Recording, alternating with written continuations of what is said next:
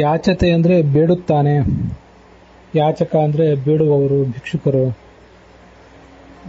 ಅಂತ ಹೀಗೆಲ್ಲ ಸಾಮಾನ್ಯವಾದ ಅರ್ಥ ಇರ್ತದೆ. ಅಥವಾ ಕೆಳಗಿನವರು ದೊಡ್ಡವರನ್ನು ಪ್ರಾರ್ಥಿಸುವುದು, ಸಣ್ಣವರು ದೊಡ್ಡವರನ್ನು ಪ್ರಾರ್ಥಿಸುವುದು ಅಂತ ಹೀಗೆ ಅರ್ಥನೂ ಆಗಬಹುದು ಅದಕ್ಕೆ. ಆದರೆ ಯಾಚನ ಅಂದರೆ ಇಂಗ್ಲಿಷಿನಲ್ಲಿರುವಂಥ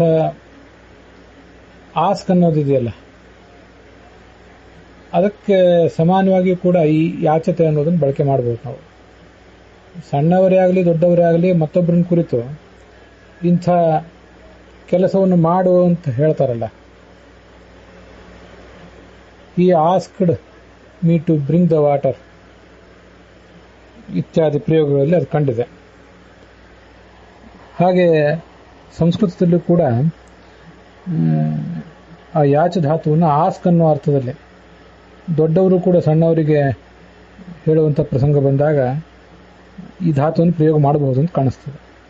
ಗೀತಾ ತಾತ್ಪರ್ಯದ 18ನೇ ಅಧ್ಯಾಯ ಅಲ್ಲಿಯ 48ನೇ ಶ್ಲೋಕದ ಒಂದು ಪ್ರಯೋಗ ಅದು. ಬೇರೊಂದು ವ್ಯಾಸ ಸ್ಮೃತಿಯನ್ನು ಆಚಾರ್ಯರು ಪ್ರಯೋಗ ಮಾಡ್ತಾರೆ. ಅಲ್ಲಿ ಯೇಷು ಕರ್ಮಸು ಯಾಚ್ಯ ಸ್ಯಾತ್ ಸ್ವಾಮಿನಾಪಿ ನ ಯಾಚಿತ. ಕ್ಷತ್ರಿಯ ಮತ್ತೊಬ್ಬ ಕ್ಷತ್ರಿಯನ ಹತ್ರ ಸೇವೆಗಾಗಿ ಇರುವ ಪ್ರಸಂಗ ಬಂದರೆ ಆ ಪ್ರಭುವಾದವನು ಮಾಲೀಕ, ಪ್ರಭು ಅಂದರೆ ಮಾಲೀಕ, ಅಲ್ಲಿ ಸ್ವಾಮಿ ಅಂತಿದೆ ಶಬ್ದ. ಅವನು ಈ ತನ್ನ ಕೈ ಕೆಳಗಿರುವ ಕ್ಷತ್ರಿಯನನ್ನ ಇಂಥ ಕೆಲಸ ಮಾಡು ಅಂತ ಹೇಳ್ತಾನೆ.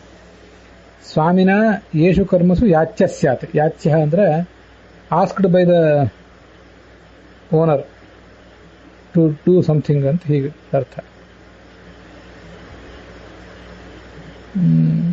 ಇಲ್ಲಿ ಯಾಚ್ಯ ಅನ್ನೋದು ಆಸ್ಕ್,